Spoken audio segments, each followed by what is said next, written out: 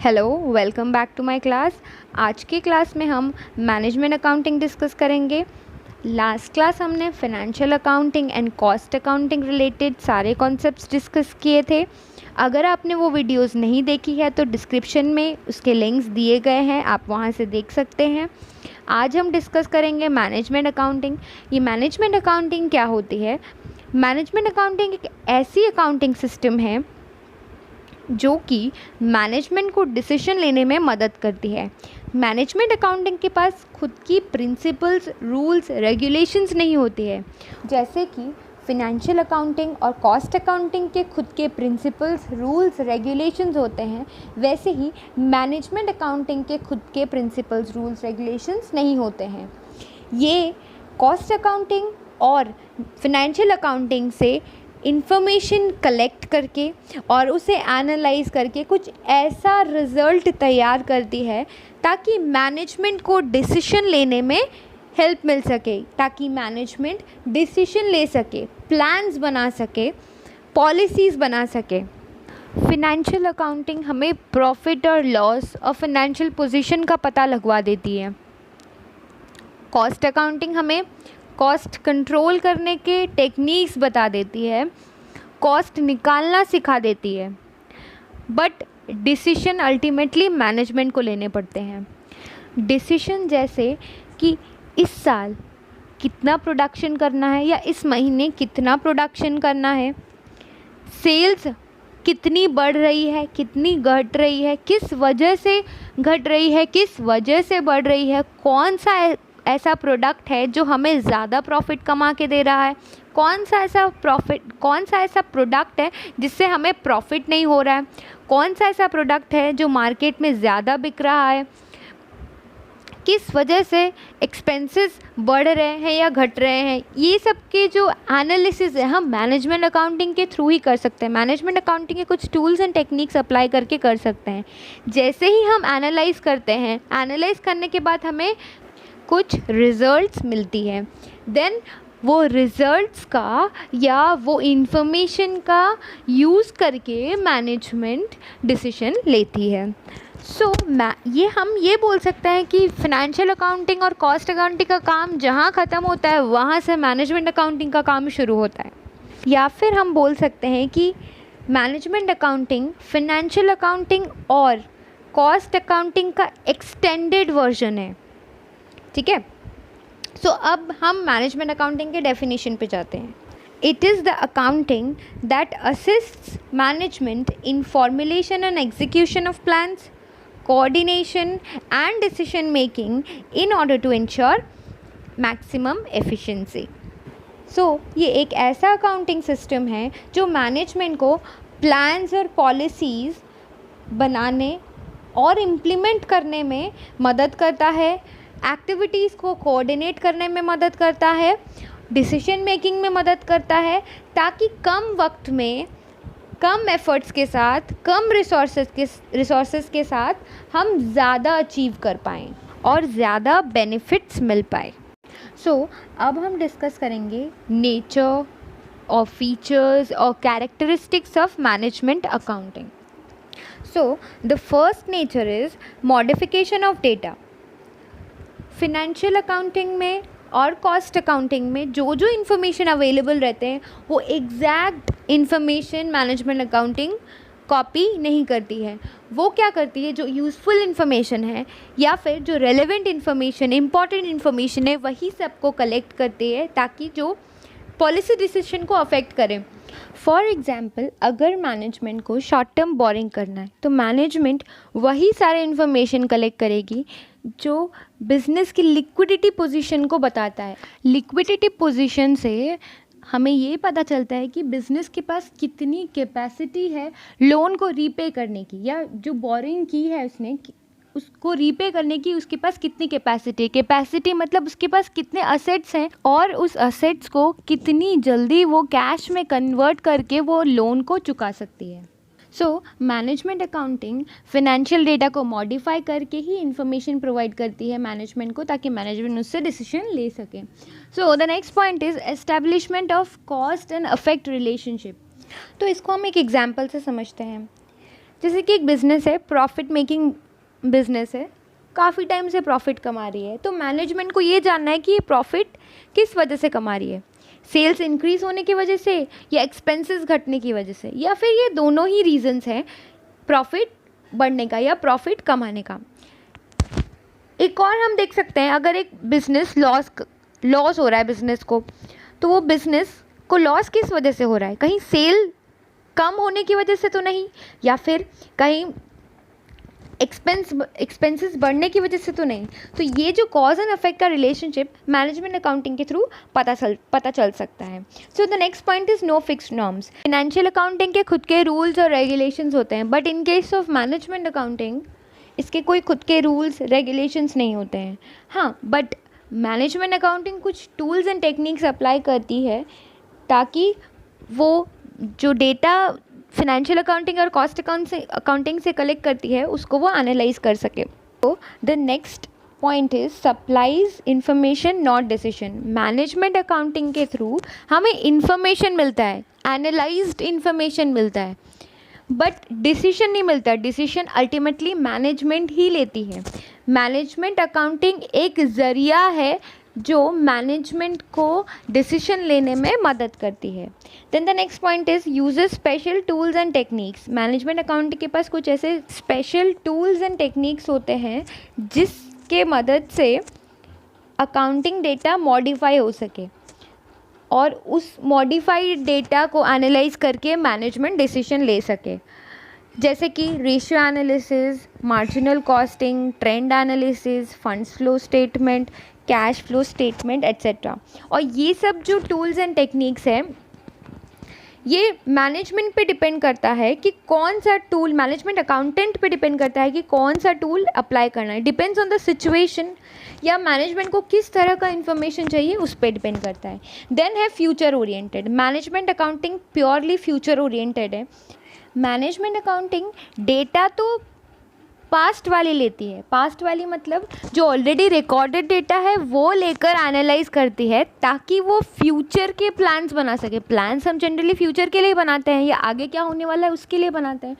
तो management accounting future oriented होती है, मतलब फ्यूचर के प्लान्स और पॉलिसीज़ बनाने में मदद करती है। देन है फिक्सेड स्टैंडर्ड्स। अब स्टैंडर्ड्स का मतलब क्या है वो समझ लेते हैं। फॉर एग्जांपल कि आप फर्स्ट टर्म दिए, फर्स्ट टर्म में आपका 75% आया, नेक्स्ट टर्म में आपने बोला कि 80% से कम मेरे को आना ही नहीं है, मैं 80% ही लेकर आऊँगा। फिर नेक्स्ट टर्म एग्ज़ाम होता है, एग्ज़ाम में आपके आते हैं 79%, तो आपने जो स्टैंडर्ड सेट किया था 80%, उससे आपको 1% कम आया, तो आप नेक्स्ट टाइम क्या करोगे, ज़्यादा मेहनत करोगे, फिर नेक्स्ट स्टैंडर्ड सेट करोगे, फिर उसको अचीव करने में लग जाओगे। वैसे ही in the same way business भी क्या करती है, मैनेजमेंट भी स्टैंडर्ड सेट करती है कि उसको कितना आगे सेल करना है, कितना एक्सपेंसेस को घटाना है, कितना प्रोडक्शन करना है, सब चीज़ का वो स्टैंडर्ड सेट करती है। फिर वो एक्चुअल परफॉर्मेंस के साथ जो एक्चुअली जो आता है, जैसे कि आपका एक्चुअली मार्क 79 आया, उसी तरीके से जो एक्चुअल परफॉर्मेंस होता है या एक्चुअल रिजल्ट्स आते हैं बिजनेस में, उसके साथ वो कंपैरिजन करती है। फिर उस हिसाब से वो मेजर्स लेती है कि उसको क्या करना है आगे। Then supplements decision making. Management intuition से डिसीजंस नहीं लेती है, मैनेजमेंट को कुछ फैक्ट्स एंड फिगर्स चाहिए होते हैं, कुछ डेटा चाहिए होता है जिसके बेसिस पे वो डिसीजन ले सके। तो मैनेजमेंट अकाउंटिंग मैनेजमेंट को वो डेटा प्रोवाइड करता है जिसके बेसिस पे मैनेजमेंट डिसीजन लेती है। ठीक है। Then the next point is objective oriented. सारे बिजनेस ऑर्गेनाइजेशन के खुद के कुछ ऑब्जेक्टिव्स होते हैं। ऑब्जेक्टिव्स का मतलब है कि उसको कुछ पाना होता है। अगर मैनेजमेंट सही तरीके से डिसीजन नहीं लेगी सही टाइम पे और करेक्ट डिसीजन अगर ना ले, तो वो जो बिज़नेस के ऑब्जेक्टिव्स होते हैं वो अचीव नहीं कर पाएंगी। तो basically management accounting objective oriented होती है, ऑब्जेक्टिव को अचीव करने के लिए की जाती है। Then last point is partly a science partly an art. Management accounting कुछ हद तक साइंस है और कुछ हद तक आर्ट है। अब ये साइंस क्यों है, क्योंकि इसमें कुछ फैक्ट्स एंड फिगर्स होते हैं जिसको हम कलेक्ट करते हैं, प्रोसेस करते हैं, फिर एनालाइज करते हैं, और ये सब हम स्पेशल टूल्स एंड टेक्निक्स के थ्रू ही करते हैं। तो ये एक तरह से साइंस हुई। और ये एक तरह से आर्ट इसलिए हुई क्योंकि इसमें क्रिएटिव स्किल्स और जजमेंट की ज़रूरत होती है। दो मैनेजमेंट अकाउंटेंट को अगर सेम डेटा दे दिया जाए तो दोनों अपने अपने स्किल्स के हिसाब से, अपने इंटेलिजेंस, अपने एक्सपीरियंस के हिसाब से डिफरेंट रिजल्ट्स प्रोड्यूस करेंगे, डिफरेंट इंफॉर्मेशन देंगे। सो ये पार्टली साइंस भी है और पार्टली आर्ट भी है। अब हम डिस्कस करेंगे objectives of management accounting. The first objective is to interpret financial data. Financial accounting में और कॉस्ट अकाउंटिंग में जो डेटा वो टेक्निकल होता है, इस वजह से मैनेजमेंट को या मैनेजर्स को समझ नहीं आता है। तो मैनेजमेंट अकाउंटिंग क्या करती है, वो फाइनेंशियल डेटा को, फाइनेंशियल अकाउंटिंग से जो डेटा मिला है, कॉस्ट अकाउंटिंग से जो डेटा मिला है, वो सिंपल लैंग्वेज में उसको कन्वर्ट करती है, इंटरप्रेट करती है, ताकि मैनेजमेंट सही तरीके से डिसीजन ले पाए। Then the next point is to help planning and policy formulation. Planning का मतलब क्या है? प्लानिंग मतलब आज हम डिसाइड कर रहे हैं कि हमें कल क्या करना है। प्लानिंग ऐसे ही नहीं होता है, हमें कुछ इन्फॉर्मेशन चाहिए होता है, कुछ डेटा के बेसिस पे हम प्लानिंग करते हैं। तो प्लानिंग और पॉलिसी बनाने के लिए हमें मैनेजमेंट अकाउंटिंग की मदद चाहिए होती है। मैनेजमेंट अकाउंटिंग हमें वो डेटा प्रोवाइड करता है ताकि हम प्लान्स और पॉलिसीज़ फ्यूचर के लिए बना सकें। The next point is to control performance. Performance कैसे कंट्रोल होगा? जैसे कि मैंने आपको एग्जांपल दिया था आपके एग्ज़ाम का। फर्स्ट टर्म में आपका 75% आया, देन आपने स्टैंडर्ड सेट किया 80%, देन आपको उस टाइम आया 79%। तो आपने कुछ स्टैंडर्ड सेट किया, उसके बाद आपने जब परफॉर्म किया, एक्चुअल परफॉर्मेंस आपका 79% है, तो आपका जो स्टैंडर्ड परफॉर्मेंस है, एक्चुअल परफॉर्मेंस क्या हुआ, कम आया। तो आप कुछ मेजर्स लोगे, मतलब और मेहनत करोगे और पढ़ाई करोगे, ताकि आप अपने जो स्टैंडर्ड को अचीव कर पाओ। उसी तरीके से बिजनेस भी स्टैंडर्ड फिक्स करती है ताकि वो अपने ऑर्गेनाइजेशनल ऑब्जेक्टिव या गोल्स को अचीव कर सके, और इसी तरीके से वो अपने परफॉर्मेंस को कंट्रोल करती है। Then the next point is to report to the management. Management accounting के थ्रू, जैसे कि हमने पहले भी पढ़ा था, मैनेजमेंट अकाउंटिंग के थ्रू हमें सिर्फ इन्फॉर्मेशन मिलता है, डिसीजन नहीं देती है। तो डिसीजन मैनेजमेंट लेती है। जो डिसीजन किस बेसिस पे लिया जाएगा, कोई डेटा के थ्रू लिया जाएगा। तो मैनेजमेंट अकाउंटिंग मैनेजमेंट को डेटा प्रोवाइड करती है सो दैट मैनेजमेंट सही तरीके से सही टाइम पर डिसीजन ले सके। Then the next point is to aid decision making. वही सेम चीज़ डिसीजन मेकिंग में मैनेजमेंट अकाउंटिंग हेल्प करती है, जैसे कि कितना प्रोडक्शन करना है, कौन सा मशीन ख़रीदना है, कौन सा प्रोडक्ट डिलीट करना है, कौन सा प्रोडक्ट ऐड करना है, कब बिज़नेस को एक्सपैंड करना है, कब बिज़नेस को डाइवर्सिफाई करना है। ये सारा डेटा मैनेजमेंट अकाउंटिंग प्रोवाइड करती है मैनेजमेंट को, ताकि मैनेजमेंट डिसीजन ले पाए। So the next point is to provide organizational framework. Organization को हम कुछ पार्ट्स में डिवाइड करते हैं। कैसे डिवाइड करते हैं? डिफरेंट पोजीशंस होता है एम्प्लॉयज़ का, उनके क्या क्या रिस्पॉन्सिबिलिटी, सबके अलग अलग रिस्पॉन्सिबिलिटीज़ होते हैं, और एक दूसरे के बीच में क्या रिलेशन होना चाहिए ये भी हम डिसाइड करते हैं, मैनेजमेंट डिसाइड करती है। तो management accounting cost centres create करती है, बजट प्रिपेयर करती है, वेरियस डिपार्टमेंट्स के साथ कैसा रिलेशन होना चाहिए वो भी क्रिएट करती है, वो भी मेंटेन करती है, ताकि जो भी उनसे रिपोर्ट्स जनरेट हो रहे होंगे वो मैनेजमेंट को सबमिट कर सकें। मैनेजमेंट अकाउंटिंग के थ्रू एक हम अच्छा ऑर्गेनाइजेशनल फ्रेमवर्क क्रिएट करते हैं। Then the next point is to encourage employees. जैसे कि मैनेजमेंट अकाउंटिंग स्टैंडर्ड फिक्स करने में मदद करती है, टारगेट्स फिक्स करने में मदद करती है, जिस वजह से एम्प्लॉयज़ लोगों को एक डेडलाइन मिल जाता है, जिस वजह से वो लोग मोटिवेट होके टारगेट्स को अचीव करने में लग जाते हैं, और जो टारगेट अचीव कर लेते हैं उनको रिवॉर्ड्स मिलते हैं, जो अचीव नहीं कर पाते हैं उनको एक्स्ट्रा एफर्ट पुट करके वो अचीव करना होता है। Then the next point is to coordinate functions. Management accountant as a coordinator सारे डिपार्टमेंट्स का बजट्स प्रिपेयर करता है, और रेगुलरली वो उन लोगों से इंटरेक्ट करता है ताकि वो देख सके कि जो भी स्टैंडर्ड सेट किए गए थे मैनेजमेंट ने सारा जो स्टैंडर्ड सेट किया था वो अचीव हो रहा है कि नहीं हो रहा है।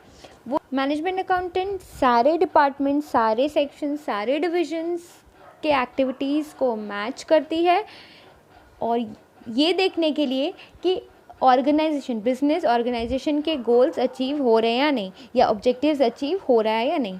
Then the next point is to assist in tax administration. क्योंकि बिजनेस अर्न कर रही है उसे टैक्स पे करना है, तो मैनेजमेंट अकाउंटिंग मैनेजमेंट को एडवाइस देने में मदद करती है कि कितना टैक्स पे करना है, किस तरह से हम टैक्स लाइबिलिटी को रिड्यूस कर सकते हैं, कैसे हम टैक्स को मैनेज कर सकते हैं, टैक्स के जो रिटर्न फाइल करने होते हैं टाइमली रिटर्न फाइल हुए कि नहीं हुए, ये सब में मैनेजमेंट अकाउंटिंग मैनेजमेंट की मदद करता है. अब हम फटाफट से limitations of management accounting discuss कर लेते हैं. So the first point is provides information not decision. Management accounting सिर्फ और सिर्फ एनालाइज्ड इन्फॉर्मेशन प्रोवाइड करती है, डिसीजन मैनेजमेंट को ही लेने होते हैं. तो ये एक लिमिटेशन है मैनेजमेंट अकाउंटिंग की. The second limitation is not a substitute for financial और कॉस्ट अकाउंटिंग. कॉस्ट अकाउंटिंग का काम कॉस्ट अकाउंटिंग ही कर सकता है, फिनेंशियल अकाउंटिंग का काम फिनेंशियल अकाउंटिंग ही कर सकता है. मैनेजमेंट अकाउंटिंग सिर्फ और सिर्फ फिनेंशियल और कॉस्ट डेटा को कलेक्ट करती है ताकि मैनेजमेंट को हेल्प मिल सके डिसीजन लेने में. सो the next point is personal biasness. Management accountant पे ही डिपेंड करता है कि रिजल्ट्स कैसे आने वाले हैं. मैनेजमेंट अकाउंटेंट अगर अच्छे से स्किल्ड होगा, उसको सारे टेक्निक्स टूल्स के बारे में अच्छे से नॉलेज होगा, कहाँ पे कौन सा टेक्निक यूज़ करना है उसके बारे में सही तरीके से अगर नॉलेज होगा, तभी जाकर वो सही तरह से डेटा को एनालाइज कर पाएगा और सही इन्फॉर्मेशन मैनेजमेंट को प्रोवाइड कर पाएगा. Then the next point is more establishment cost. Management accounting को इंस्टॉल करने के लिए एक्स्ट्रा कॉस्ट भी लगेंगे जो स्मॉल फर्म्स नहीं बियर कर पाएंगे. सो मैनेजमेंट अकाउंटिंग सिस्टम के लिए एक अलग से डिपार्टमेंट चाहिए और अलग से प्रोफेशनल्स की ज़रूरत पड़ेगी, जिस वजह से बिजनेस का ओवरऑल कॉस्ट बढ़ जाएगा. Then the next point is delay in decision making. Management accounting financial accounting cost accounting से जल्दी से इन्फॉर्मेशन ले तो लेती है, डेटा ले तो लेती है, बट एनालाइज करने में उसको टाइम लग जाता है, जिस वजह से डिसीजन मेकिंग में डिले हो जाती है. Then the next point is resistance from employees. कई बार ऐसा होता है कि एम्प्लॉयज़ लोगों को चेंज नहीं पसंद आता है. बहुत से ऐसे एम्प्लॉयज़ होते हैं जिन्हें चेंज नहीं पसंद आता है. जैसे कि मैनेजमेंट अकाउंटिंग सिस्टम इंस्टॉल होगा, ऑर्गेनाइजेशनल सेटअप चेंज हो जाएगा, न्यू रूल्स न्यू रेगुलेशंस आएंगे और उनके परफॉर्मेंसेस भी मेजर किए जाएंगे, एम्प्लॉयज़ के परफॉर्मेंस भी मेजर किए जाएंगे, जिस वजह से मैनेजमेंट अकाउंटिंग इतनी सक्सेसफुल नहीं हो पाएगी. Then the next point is suffers from the limitations of financial accounting. Management accounting financial accounting से ही इन्फॉर्मेशन लेती है और फिनेंशियल अकाउंटिंग में जितने भी डेटा होते हैं वो सारे हिस्टोरिकल नेचर के होते हैं और जो कि फ्यूचर प्लानिंग और डिसीजन मेकिंग में मदद करती है. बट अगर इन डेटा का क्वालिटी अच्छा नहीं हुआ, मतलब अगर ये फिगर्स या फैक्ट्स रिलायबल नहीं हुए, तो जो हम एनालाइज करेंगे, जो मैनेजमेंट एनालाइज करेगी, उसका रिजल्ट्स भी सही नहीं आएगा. Then the next point is requires multidisciplinary knowledge. Management accountant बनने के लिए अकाउंटिंग के अलावा और बाकी सब्जेक्ट्स में नॉलेज होना भी बहुत ज़रूरी है, जैसे कि mathematics, statistics, economics etcetera. So the last point is evolutionary stage. क्योंकि मैनेजमेंट अभी रिसेंटली ही एग्जिस्टेंस में आया है, ये अभी भी डेवलप हो रहा है. जो टूल्स और टेक्निक्स हम अप्लाई करते हैं वो बहुत डिफरेंट है और डिफरेंट रिजल्ट्स भी देते हैं. जैसे कि दो पर्सन अगर एनालाइज कर रहे हैं एक ही सेट ऑफ डेटा को, तो दोनों ही डिफरेंट रिजल्ट्स निकालेंगे. तो management accounting principle based accounting नहीं है, ये मोस्टली हम बोल सकते हैं जजमेंटल बेस्ड अकाउंटिंग है, क्योंकि इसमें स्पेशल टूल्स एंड टेक्निक्स तो यूज़ होते हैं, but it depends on the management accountant कि वो किस तरीके से एनालाइज कर रहा है. अगर मैनेजमेंट अकाउंटेंट उतना स्किल्ड होगा तो वो अच्छे रिजल्ट, सही रिजल्ट्स प्रोवाइड करेगा, और अगर मैनेजमेंट अकाउंटेंट के पास इतना अच्छा नॉलेज नहीं होगा तो वो वियर्ड रिजल्ट्स प्रोवाइड करेगा. आई होप आपको मैनेजमेंट अकाउंटिंग रिलेटेड कॉन्सेप्ट समझ आ गए होंगे. नेक्स्ट वीडियो में हम difference between financial accounting and management accounting और cost accounting and management accounting के बारे में डिस्कस करेंगे. Till then take care. Thank you.